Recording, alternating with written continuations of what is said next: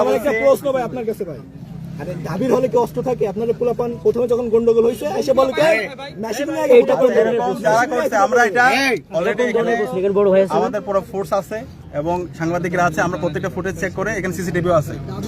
এটার সাথে যারা জড়িত ছিল, যারা হামলা করছে, যেভাবে লাঠি মারছে, যেভাবে হচ্ছে ইট পাকে লেগে করছে, আমরা সবাই আইডেন্টিফাই করব। সবাইকে আইডেন্টিফাই করে তাদের সবাই বিচার আওতায় নিয়ে আসা হবে। ধন্যবাদ। জুলাই বিপ্লব পরবর্তী এখানে কোনো চাঁদাবাজের ঠিকানা হবে না।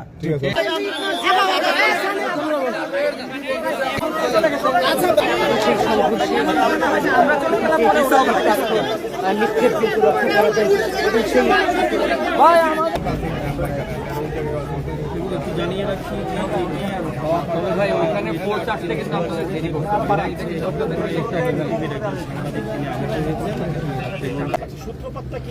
সূত্রপাতটা আমি যখন ওইখানে ঘটনাস্থলে পৌঁছাই, ওরা বলতে হচ্ছে এখানে একটা যারা অনেক বছর ধরে প্রায় 20-25 বছর ধরে হচ্ছে ব্যবসা করতেছে, নর্মালি আছে, তাদের দোকান ছিল। এখন ওইখানে হচ্ছে আজকে রাতে হচ্ছে ঢাকা কলেজেরই ছেলেপেলেরা মিলে হচ্ছে ওই দোকানকে হচ্ছে সরাই ওদের একটা দোকান স্থাপন।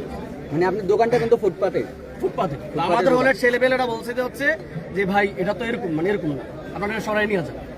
জাস্ট বাধা দিছে, তার বাধার রাইট তার হলের সামনে, সে বাধা দিছে। বাধার পর ওরা হচ্ছে শুরুতে চলে গেছে, ক্যাচাল করে কয়েকজন ছিল শুরু পর হচ্ছে ওরা ভাই, আমি নিজে ঘটনাস্থলে গেছি, যাওয়ার পর হচ্ছে আমরা দাঁড়ায় আছি, মিটপাট করতে কথা বলছি, ওরা হচ্ছে 50 থেকে 60 জন নিয়ে আসছে, নিয়ে সাথে সাথে হচ্ছে আপনার কাজ ছুড়ে মারা শুরু করছে।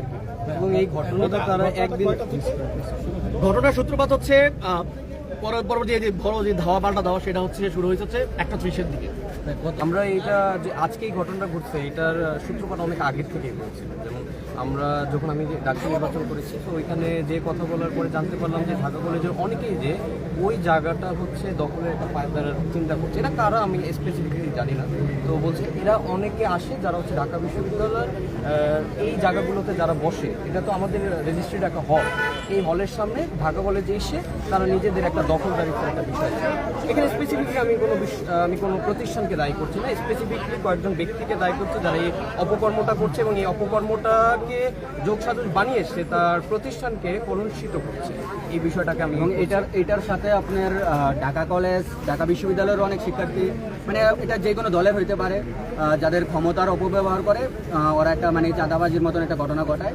এবং ওই জায়গা থেকে দেখা যাচ্ছে যে ওই দলীয় কুন্দলের কারণে একটা ঘটনা ঘটানো হয়, কিন্তু সাধারণ শিক্ষার্থীরা মাইর খায়, সাধারণ শিক্ষার্থীদের রক্তপাত হয়, কিন্তু দলীয় একটা কুন্দল হয় সবসময় দেখা যায় যে একটা পক্ষ আসে এখানে মনে করেন যে শুধু মিডিয়া ফেস করার জন্য, আরেকটা পক্ষ আসে যে কুন্দলের ঘটনা ঘটায় এখান থেকে একটা ফায়দা হাসিল করার জন্য, আর আরেকটা পক্ষ শুধু মাইর খায়, আইসা উত্তেজিত হয়ে শুধু আইসা মাইর খায়। তো দিন শেষে আমরা আমাদের